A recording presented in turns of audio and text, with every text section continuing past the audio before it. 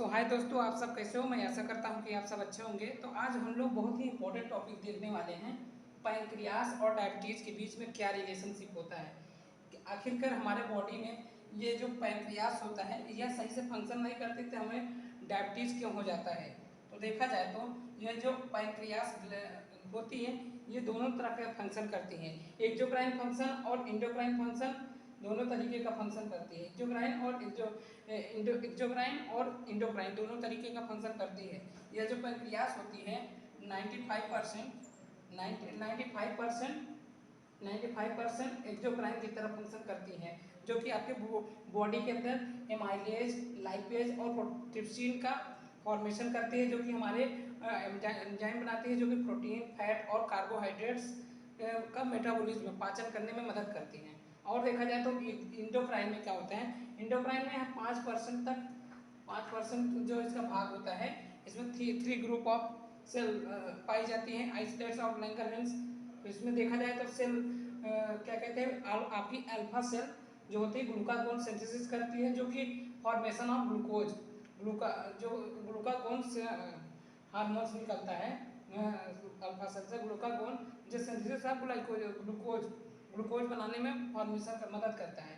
और ये क्या होता है, अगर हमारे बॉडी में ये जो अल्फा सेल से निकलता है ग्लूकागोन, ये हमारे बॉडी में अगर ग्लूकोज की मात्रा कम हो रही है तो ये हमारे बॉडी में निकलने के बाद जो भी हमारे बॉडी के अंदर ग्लाइकोजन के रूप में स्टोर, लीवर के अंदर स्टोर ग्लाइकोजन होता है, उसे ग्लूकोज में बदलने का काम करता है ये ग्लूकागोन।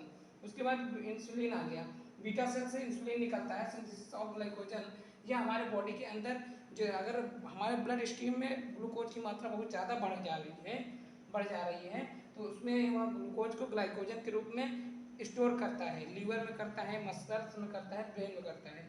तो यह एक तरीके से हमारे बॉडी में decrease level of glucose in human blood या डिक्रीज ब्लड शुगर लेवल को कम करता है इंसुलिन। और ये क्या कहते हैं, डेल्टा सेल्स मेटास्टेटिन हार्मोन्स या दोनों प्रकार के कंट्रोल करती है, ग्लूकागोन और इंसुलिन दोनों प्रकार के हार्मोन्स को कंट्रोल करती है।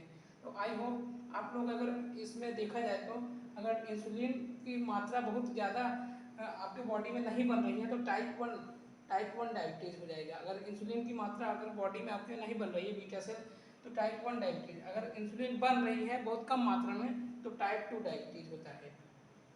तो अगर इस तरह की अगर कोई कंडीशन आपको हो रही है तो होम्योपैथिक में एक दवा है, क्या कहते हैं, पैंक्रिएटिनम 200। अगर उसको लेंगे तो आप कोई भी दवा डायबिटीज की खा रहे हैं फिर भी उसको दिन में 2-3 बार 4-4 गोली सुबह शाम दोपहर लीजिए तो आपको काफ़ी राहत मिलती है।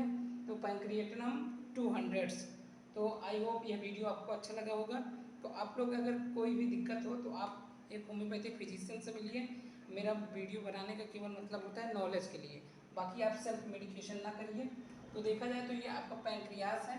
पैंक्रियास जो होता है एक्सोक्राइन और इंडोक्राइन दोनों तरीके से कार्य करता है।